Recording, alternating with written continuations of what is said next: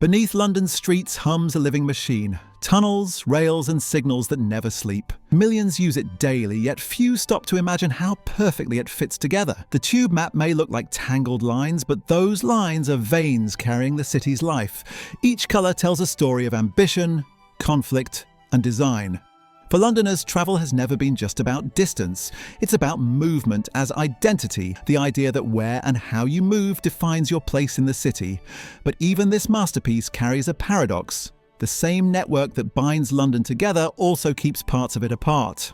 Some glide beneath the Thames in minutes, others pay more, wait longer and wonder why their half of the capital feels forgotten. How did a system built to unite end up dividing? The answer begins in the age of smoke, sweat and audacity, when a crowded Victorian city first tried to outsmart its own streets.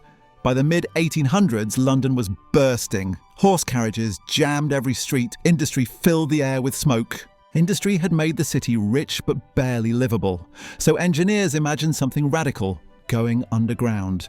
Dig tunnels wide enough for trains, build stations below the chaos, and move people beneath the surface. In 1863, they opened the world's first underground railway between Paddington and Farringdon, the Metropolitan Railway. 30,000 people rode it that first day, stepping into the unknown, trading daylight for innovation.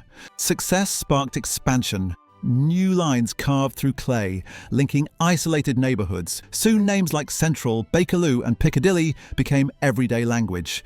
It was dazzling, but money decided where those tunnels went. Wealthy investors funded the north, where land was valuable.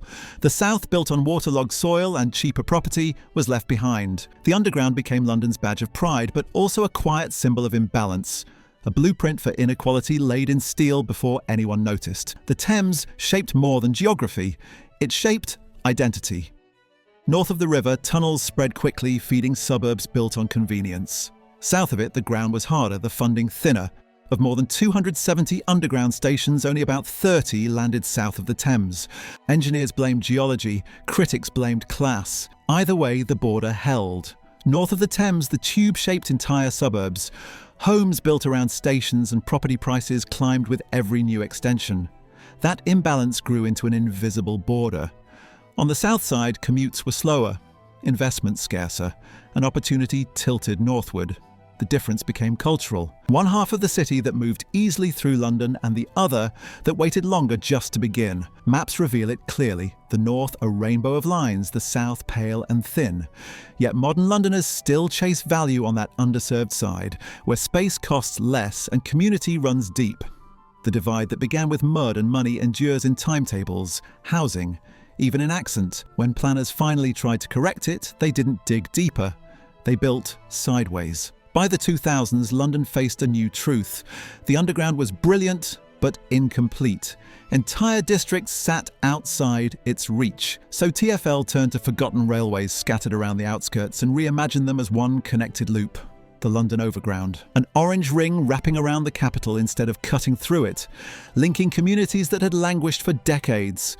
Old tracks, new trains, fresh identity. It wasn't glamorous, but it worked. Proof that connectivity didn't always require new tunnels, just new thinking. To the east, an even stranger experiment emerged, the Docklands Light Railway. In the late 1980s, the neglected docks were being transformed into Canary Wharf, and a new light rail network, small, automated, driverless, became its lifeline. What started as an economic gamble turned into a triumph. The DLR became the lifeline of Canary Wharf and East London's rebirth, carrying millions through the landscape of steel and glass that rose from industrial scars. Together, the Overground and DLR became a second web in plain sight, connecting the city's edges to its heart. But evolution rarely pauses, and London's hunger for speed soon demanded something grander still. If London's underground are its bones, the buses are its bloodstream. Over 9,000 of them sweep through 700 routes every day, carrying more than 2 billion passenger journeys each year.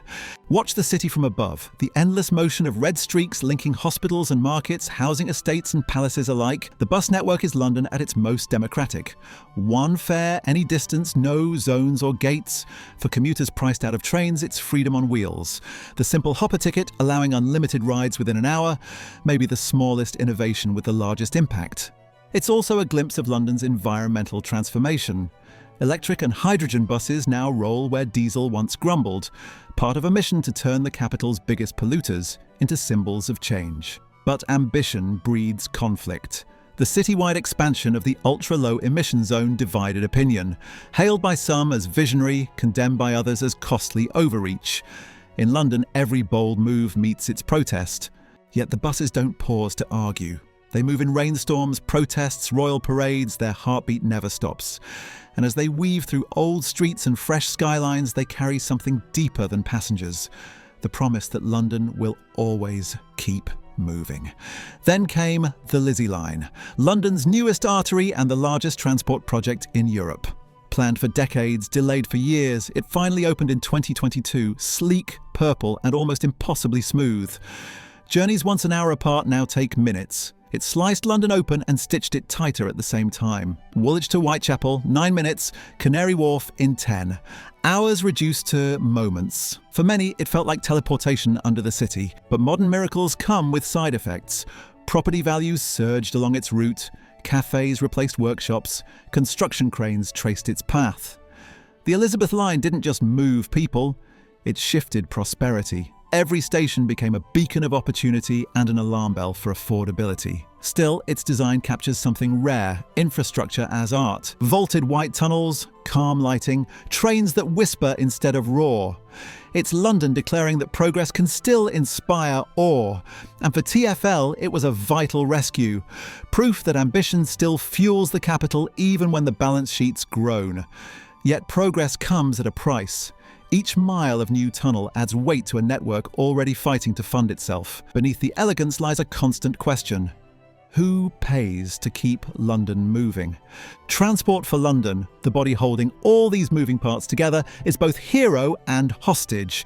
It runs subways, buses, trams, ferries and more, but most of its income comes from daily fares. When the pandemic emptied stations, money evaporated overnight. Emergency loans kept the system alive, yet recovery remains uneven. Every project now dances between politics and necessity. Expansions like the Bakerloo extension wait on uncertain budgets. Maintenance battles deadlines. In a city that depends on motion, halting even briefly feels unthinkable. Even so, London adapts. Ingenious reroutes, night repairs, quiet heroics. The city bends instead of breaking, as it always has. London was never built from a master plan. It evolved like language.